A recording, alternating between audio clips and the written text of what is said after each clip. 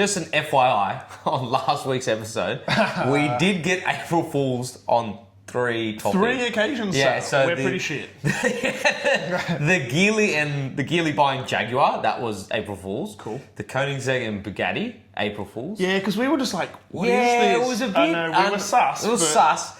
And the Honda and Nissan merger, we just got too excited about that. To be fair, something we really wanted, You right? can't blame us. We were very excited to share that with you guys because it was like, the news was actually cool. It was like, this is great news. Yeah. And then, someone did a very good April Fool's. Yeah, so... And we got fooled? And we got fooled. So, sorry about that. We've got some exciting things on the podcast today. Again, don't forget, May 18th, we have our Cars and Coffee event. Some more stuff will be coming out. I'm very excited. Very excited. So we've got some big partners in this Cars and Coffee event. So guys, please stay tuned to the Instagram. Yeah, so it's going to be a great event again. Bring all your cars out. Come and be involved. It's going to be awesome. Don't miss it. Yeah, completely free for spectators and people bringing their cars. Yep. So we pride ourselves on that. We'll never ever charge you guys. We don't want to do that, and we don't want to be one of those people. You know what I mean? It's for the community, and that's what we always think. So we want as much attendance as we can. We want you guys to come and just enjoy yourself. Yeah. Other than that, let's get on to the podcast, and let's thank our sponsors before we proceed. So, Hard Hat Watches, yes, Exhaust Notes Australia, and Only Cars. That's the one. Okay, so the GR update, which we've all been waiting for. We love the GR. It's one of our favourite little hot hatches. Definitely, I would say so. There's not much it doesn't tick. Yeah, and what else in the market at the moment would you think is comparative to it? Besides like maybe an i30N or something. Well, not even, because the i20N is where this is supposed to be sitting in. You wouldn't say the Corolla GR is an i30N competitor. Yeah, that's very true. And you're right. Like, what else as this small? Yep. There's nothing. Well, it packs a punch like this. Looks cool. Bit racer boy, all the rest of it. Still in a manual. I personally think this is a cooler car than the Corolla. I agree. Yeah. I honestly think it is. If I had the choice. Yeah. And have you seen some of the power they get out of these things? Ridiculous. Stupid power. Yeah. So the update itself, guys, look, exterior-wise, I'm with Nick. It actually looks even better. I think they've just flared things up a bit further. Yeah, a bit further than what it is. Yeah. So if you're listening, sorry you can't see it, but if you're watching, you can see obviously the photos that we're putting up on the screen. Yep. So yeah, there's a bit more aggressive aero. There's gills down the side. There's a more aggressive rear spoiler. So they've really gone to town to make it more aggressive. This is also the...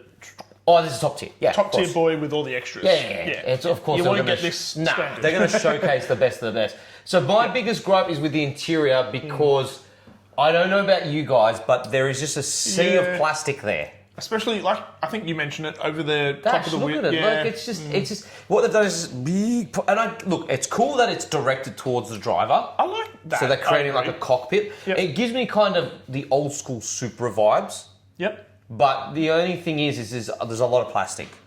And look, I get it. It's not supposed to. It's a budget-friendly car. Look, how can you make a budget-friendly car look premium? But at the same point, there's a bit more. But one thing Nick has pointed out is the way they've positioned the handbrake. Yeah, it's like a full-on drifty boy. Yeah. So that's pretty cool. I think that is. So they've obviously listened to customers and understood, the market and the people that are buying it. Yep.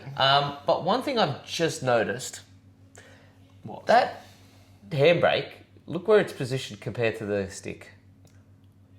Yeah, you can't actually use it. That's an ergonomic flaw. Handbrake. Well, let me go around to shift my... The handbrake's here, so it would be right here, and then... I don't think that's going to work. Neither do I. That's a very good pickup, I think Sal. that's a bit awkward in itself. That is automatic. You don't care. That manual, that would... No. Actually, it wouldn't work. No, it's not going to work. It actually will not work. Because you're constantly hit it. Because if you're changing gears... Do you think maybe they've just... Do you reckon that's an option? I'm wondering if it's like... Is it a left-hand to right-hand drive issue? Like the imagery? Because... I'm thinking if I had that on the opposite side of the gear shifter, I'd probably be okay. shifting, handbrake. Shifting, handbrake. But not handbrake round. No. No. That does not work. I don't think it works. That is quite... interesting. That is a design flaw. That is questionable at the most. Yes.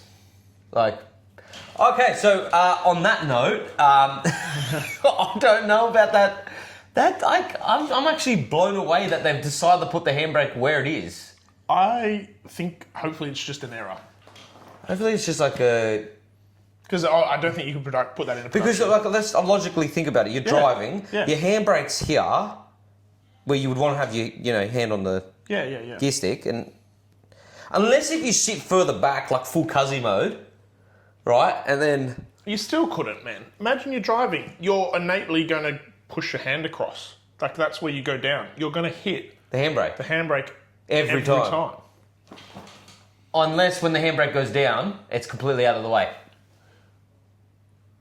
Yeah, then it's over the controls. Yeah, but then guys, this doesn't make... I'm sorry that we're going on a tangent. We're trying to figure out how this works because Nick's right. Even if you put the handbrake down... Well, on the top picture, it looks like it may be to the right. Okay, so this might make sense after all then.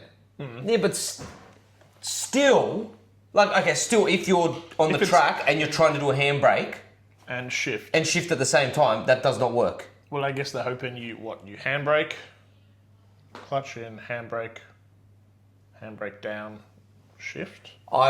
Look, maybe you can get your hands on one, Sal, and we'll get our hands on one, and then we'll test out this theory. Anyway, I think we've spent enough time on working out. We're just very blown away by this design. Anyways, let's move on to the next topic. Sal, somehow we always end up bringing Ferraris into our podcast, and I know you're probably happy about it. And look, I'm not unhappy about it, but hey. Ferrari, talking about bringing some manuals back. I don't know how much this is true. Yeah, look, we say this with pretty much everything we do on here because we just get excited about news and the potential of things. Yep. And look, some of these things are going to become realities that we talk about. Some of these things aren't going to become realities, and that's fine. But when you sent this to me, I kind of in my pants. Because it's exciting. Who doesn't like a manual Ferrari? Yeah, look, I haven't driven one, but I would definitely. I've never driven one. I would be very. I've seen a gated Ferrari, a gated shifted Ferrari. I have, right? I've seen multiple of them in my lifetime, but I've never driven one. I'd love to drive one. So if anyone's got one, please reach out. What models would they add it to? What do you reckon? A new model? Well, okay, so this story is, I've read it, so to let you guys know. So this story is about Motor Trend, right? Has had a interview with the Chief Product Development Officer at Ferrari, right? And they have kind of hinted that they haven't said it will. They've said if a model required it, they would bring it. Now, this has all come about because of Hamilton suggesting the return of the F40, codenamed the F44. Yeah. Now, we've both spoken about this and think it's a completely horrible idea. It's like if you were a Marvel fan and what Marvel has done now, bringing back Robbie Downey Jr. In the Marvel universe when he was so good as Iron Man and you should have been done. That's it, finish, leave it there. Yeah. But they've brought him back now as Doctor Doom and you're just like, what the hell are you doing? Yeah. That's like, it's the same scenario here. It's like the F40 was amazing. It was the F40. It's iconic. It's all the rest of it. What you don't need to bring it back. Move on. You don't need to bring it back. And they have moved on, right? They have moved on. They've created new versions. Yep. But why revisit? Now, look, I understand Hamilton's thought process that he wants something like the F40 that's raw.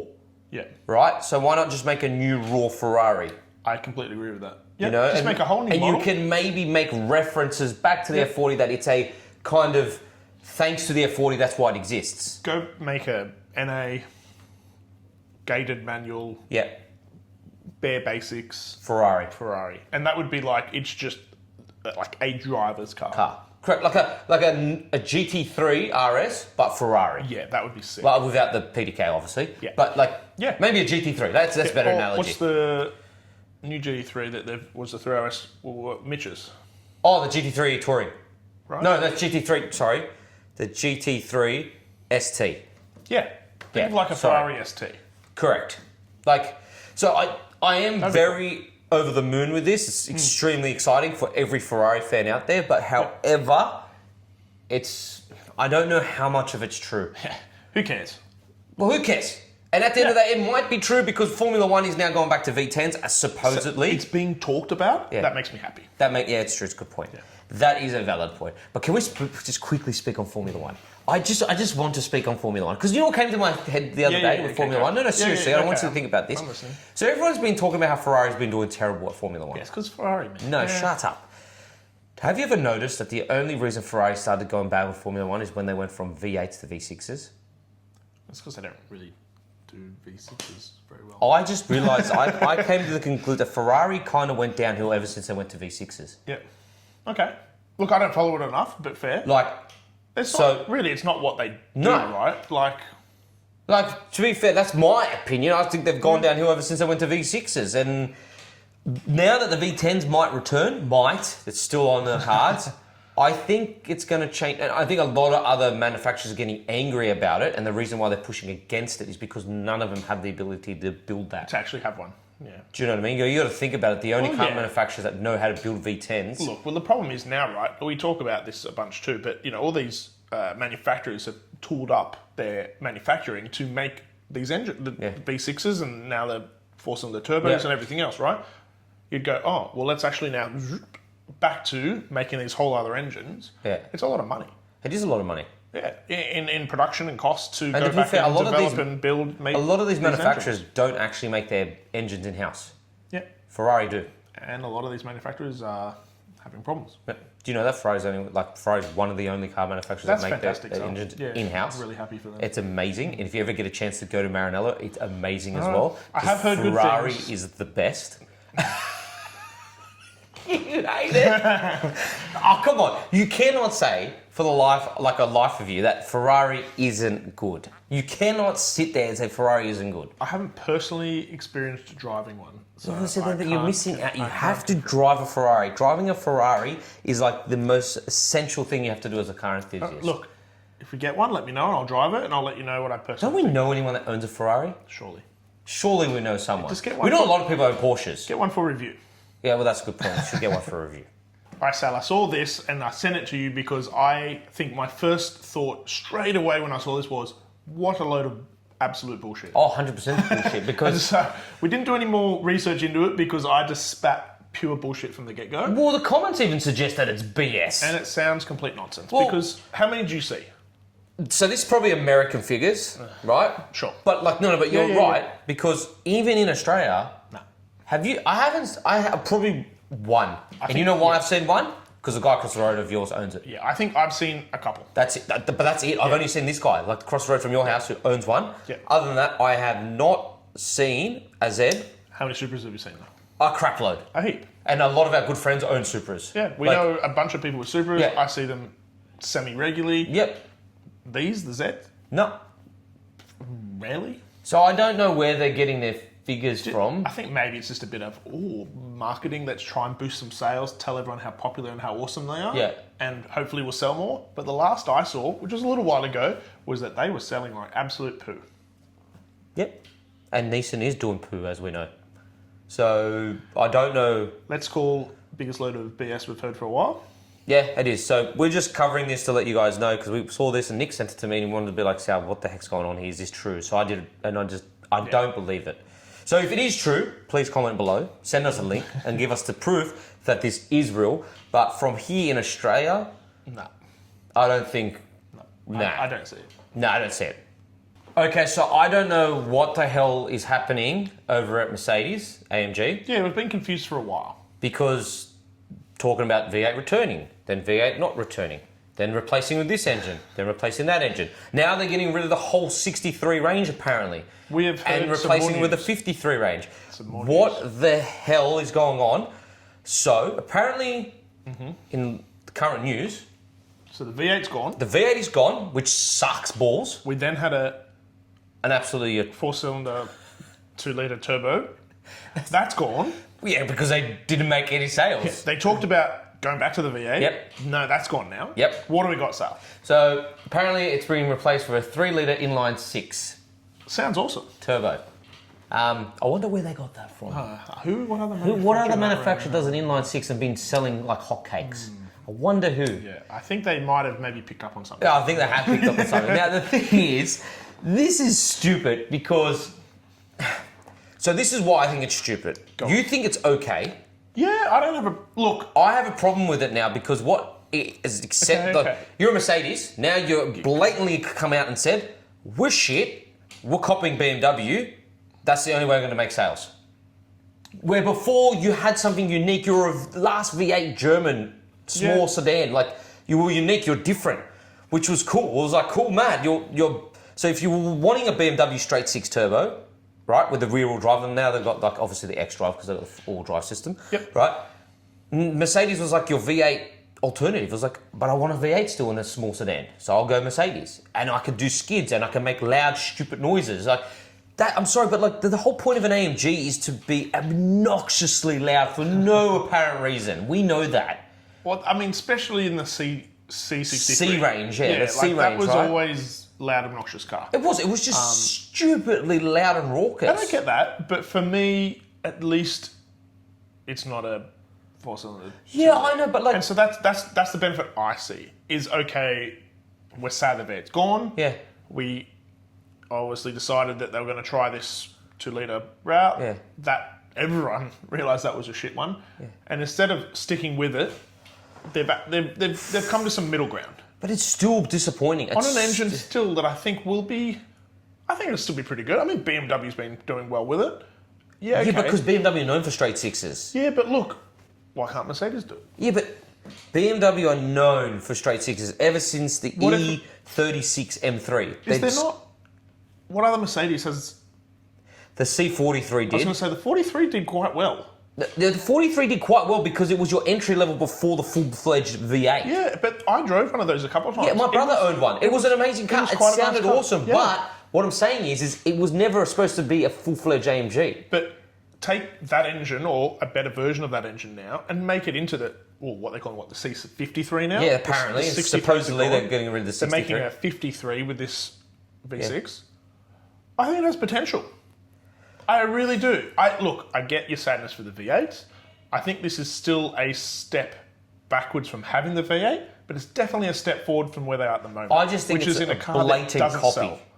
It's a blatant copy to BMW. Come on, yeah, man. but it's a blatant copy to Beamer. It's just like, we suck and we just have to copy BMW. No, seriously. It's like, well, nothing worked. We tried to do a 4-cylinder, which this sold horribly. Yeah. And it wasn't like we agreed. The car was amazing. It looked great. Interior, exterior, it looked awesome. There's nothing we didn't like about it. It's just, its heart was shit. Yeah. Like, it was like an over-steroided bodybuilder with a tiny heart that was about to die. That's what it was. All right, good analogy. That's what it was, right? Where this, like, even the straight six is cool, but it's just like, I don't think it's enough to make people go, I'm still not going to get a BMW. I think you'll be surprised. I think it may, if they do it well, I think it might have some legs. We'll soon find out. I just don't know, guys. Very sceptical that it's going to have anything. I think if they do it well, I think it might have some legs. I'm actually kind of excited for it. Look, all I know is, and I bet most of you will know this, is that right at this present moment out of Germany, out of the big three, who is the most well-known and who is making, like, the car scene all the time, like, headlines? It's the M3. When was the last time you saw an RS4? Can you actually think about it? Like, when was the last... this is what I was actually thinking about the other day. When was the last time you saw an RS4? What, on the road? Yep. Oh, I see RS6s more than I see 4s. Because RS6 is a gangster. Yeah. Again, V8. I honestly see more RS6s than 4s, for sure. I have never seen an RS4. Like, I just don't see it. Yeah. Right? And the C63, none. I've probably seen one of the new ones, that's it. I was going to say, not even... But yeah, I've seen maybe one of the new ones. Yeah, that's it.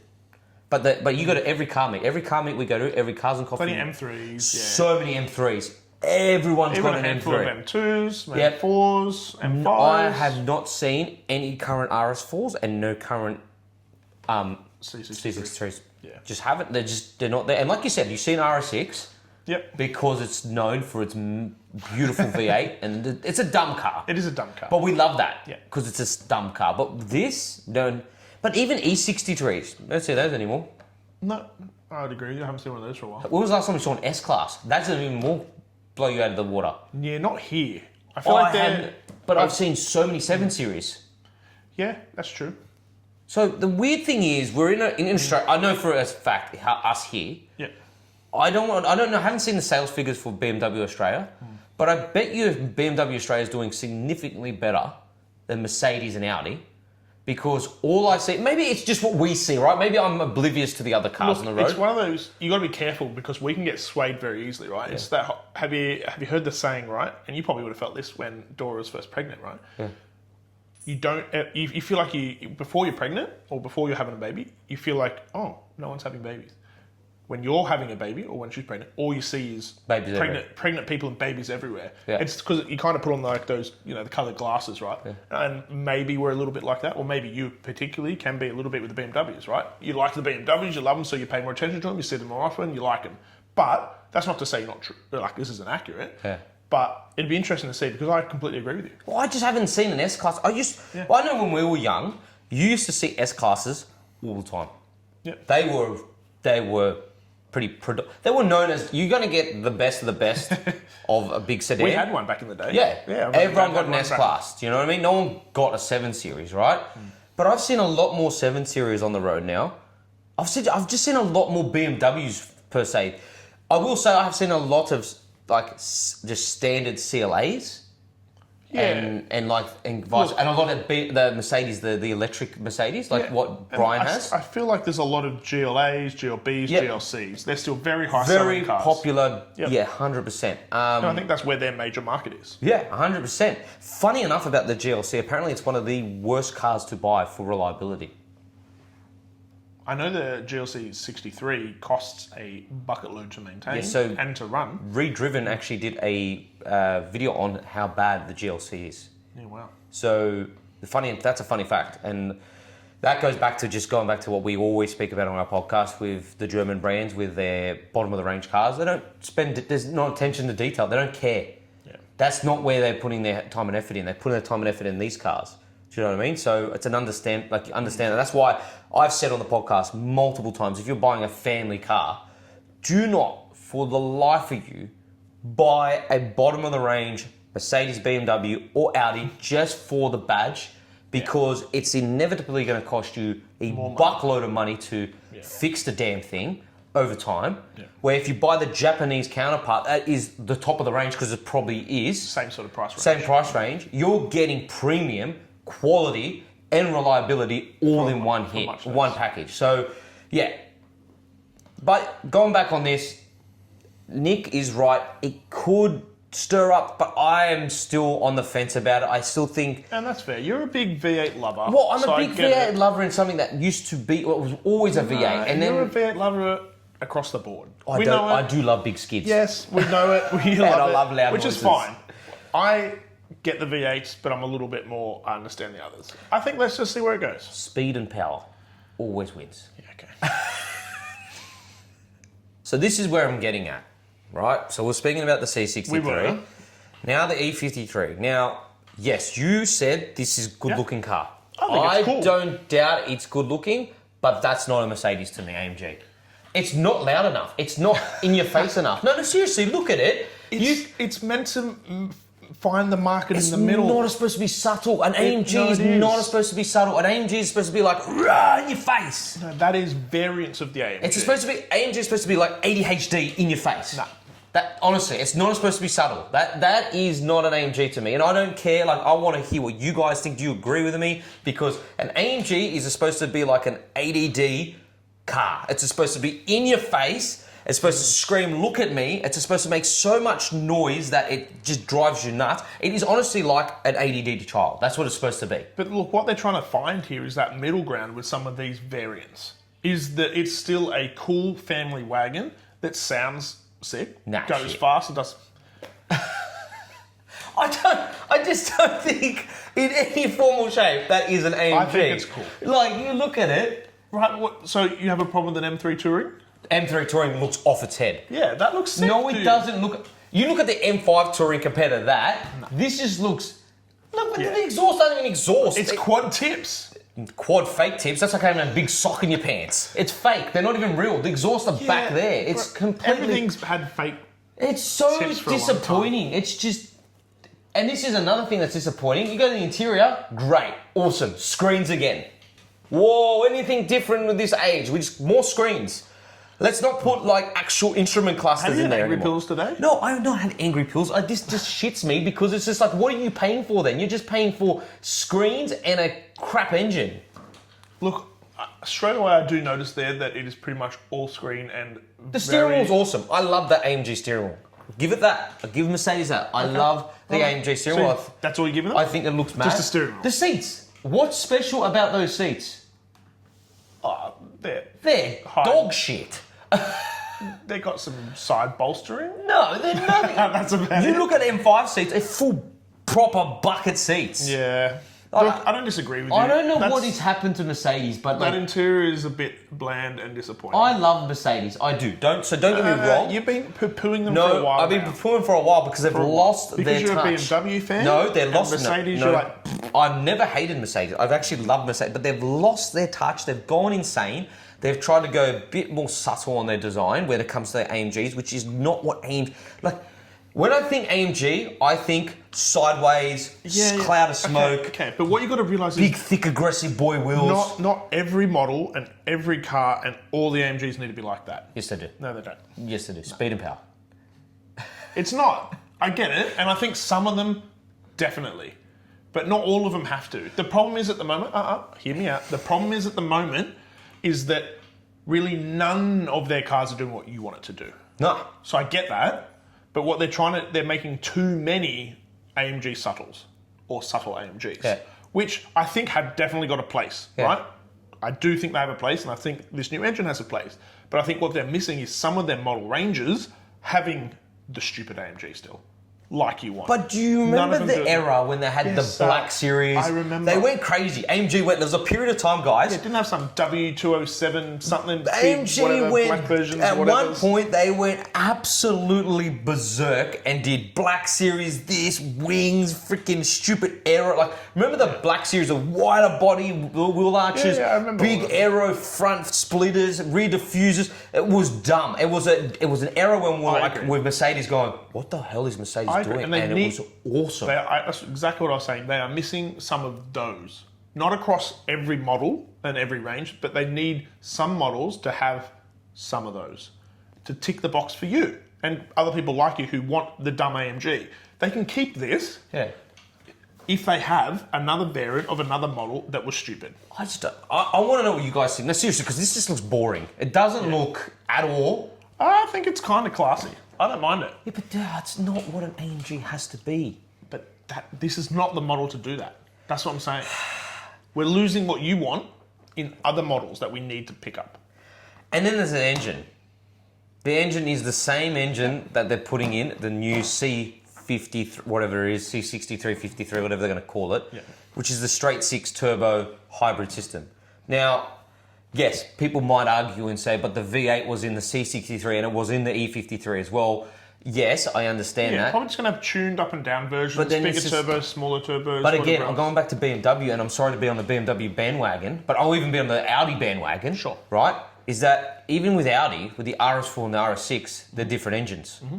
Well, they were until they start to change it, because they will change it, because Audi will do the same thing. Yep. But look at BMW, for example. BMW have the M3 and the M4 have straight six turbos, and then the M5 has a V8 twin turbo. Like, there is a big difference. Yes. So you understand, I'm paying more, I'm getting a bigger engine.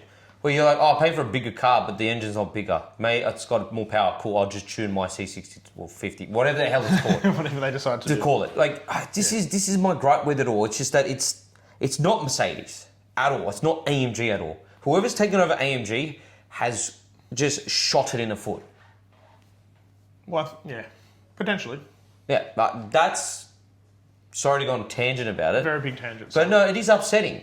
Okay, but I think we can probably stop poo-pooing Mercedes now. I'm not poo-pooing them. I'm just upset with Mercedes. Yes. I like Mercedes. I'm just upset with them.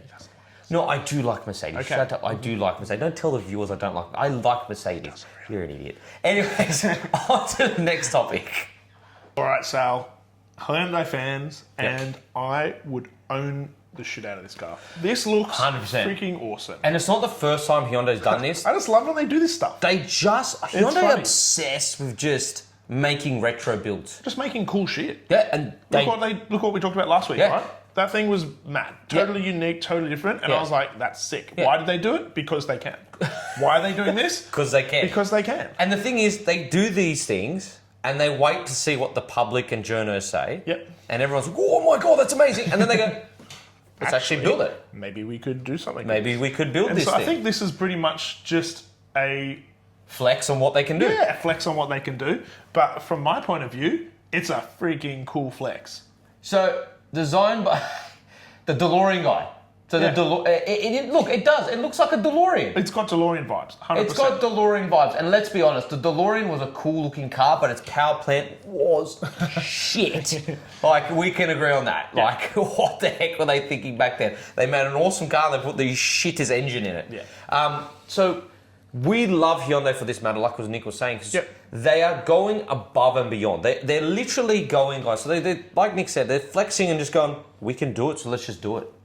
Why Like, not? why And not? whether they come into production at all, I would love some of them Yeah. too. They might not, but I just love that they flex and they just make some cool, unique cars. And they have a very distinctive design, like, language Yeah, it's the at the moment. ex-BMW guy, right? Yeah, like all their cars share a very distinctive design language, Yeah. and it's a very unique and cool. And what I love about Hyundai, which I've started to realize, you know how I've said on previous podcasts we're prioritizing tech over design? Yep. They're completely opposite. They're prioritizing design, but using tech to make the design even more outrageous. Make it all happen, bring it all together. Yeah, so they're actually using tech to their advantage to make their designs outrageously good looking. 100%. And look at this, Sal. Like, I'd like to know what you guys think as well, because for me, I would own one of these. I think I would. It is a cool nod to some retro style with some modern tech, with a modern power plant and everything else in it. That'd be cool. I'd love driving that thing around. Well, exactly. That'd be a unique statement. 100% agree with you, because exactly, the body, it's like very old school, but then you've got cues to it showing that it's very modern and it's very futuristic at the same time, which if a lot of manufacturers just did what Hyundai is doing, I think would have a very different... Would have a lot more options in the market, and I think a lot Correct. more brands that would be bringing some interesting things that we would probably be applauding. And this is another reason why I love the Ioniq 5N so much, is because even though I'm not the biggest fan of electric cars, right, and I know they have their place in the market, the Ioniq 5N still stands out as probably one of, well, it is the best looking electric car out there, because it doesn't look like anything else. Yeah. There is no other electric car that looks... Yeah, That's what we like. There's no other electric car that looks like it. None of them. Unique styling. 100%. And I think that's why I loved... Me and Nick loved this, and we saw it, and we're like, oh, we got to talk about this thing. Just something cool that Hyundai's doing. Credit to them. If it comes into production or a variant of, that'd be sick. I think we'd be pretty stoked. Other than that, guys, that is it for this podcast. Just a quick one. Be prepared for the end of this week. The CX-80, the Mazda CX-80 review that I did a review on is coming out. Had fun doing that one. I did. And then I got the BT50 coming out next week, the SP that I just did. Car. Could it be the best looking ute on the market? Well, you're going to have to find out. So you're going to wait for that. We have a lot of cars coming in May. We have heaps coming. Heaps. I've got a lot of car reviews to get through during May, so stay tuned on the channel and on our socials. You'll see all the posts about it, the 3 things I like, 3 things I don't like, and all that. And our Cars and Coffee event in May. So there's a lot happening. There's heaps happening. We are busy at the moment. We are very busy. So like and subscribe and hit the bell icon so you don't miss any of the uploads we do podcast-wise, Pride and Joys. And we're going to have some special guests on the podcast coming up soon, so stay tuned. Keep an eye out. Other than that, guys, Thanks for watching. thanks for watching. We'll catch you soon. Catch ya.